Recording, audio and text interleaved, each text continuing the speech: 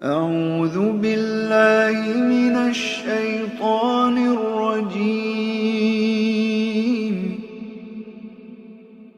بسم الله الرحمن الرحيم.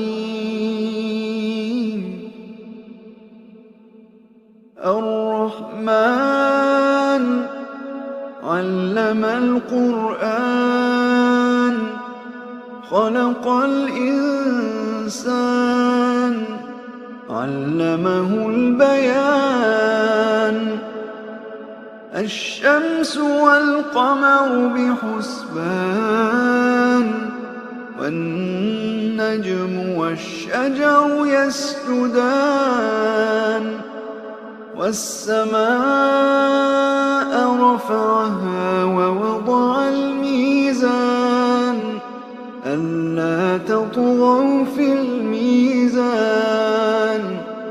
وأقيموا الوزن بالقسط ولا تخسروا الميزان. والأرض وضعها للأنام فيها فاكهة والنخل ذات الأكمام والحب ذو العصف والريحان. فبأي آلاء ربكما تكذبان؟ خلق الإنسان من صلصال كالفخار وخلق الجان من مارج من نار. فبأي آلاء ربكما تكذبان؟ رب المشرقين ورب المغربين. فبأي آلاء ربكما تكذبان؟ مرج البحرين يلتقيان بينهما برزخ لا يبغيان. فبأي آلاء ربكما تكذبان؟ يخرج منهما اللؤلؤ والمرجان. فبأي آلاء ربكما تكذبان؟ وله الجوار المنشآت في البحر كالأعلام. فبأي آلاء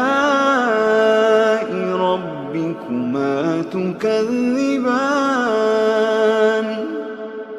كل من عليها فان ويبقى وجه ربك ذو الجلال والإكرام.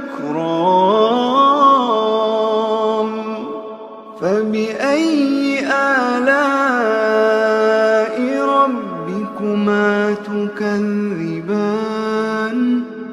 يسأله من في السماوات والأرض كل يوم هو في شأن. فبأي آلاء ربكما تكذبان؟ سنفرغ لكم أيها الثقلان. فبأي آلاء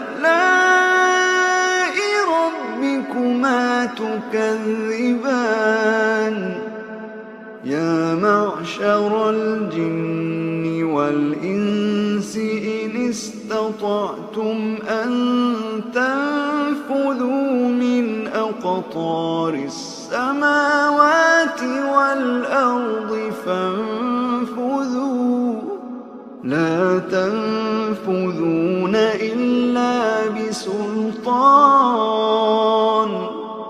فبأي آلاء ربكما تكذبان يرسل عليكما شواظ من نار ونحاس فلا تنتصران فبأي آلاء ربكما تكذبان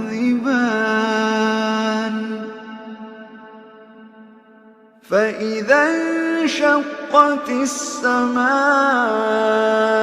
فكانت وردة كالدهان فبأي آلاء ربكما تكذبان فيومئذ لا يسأل عن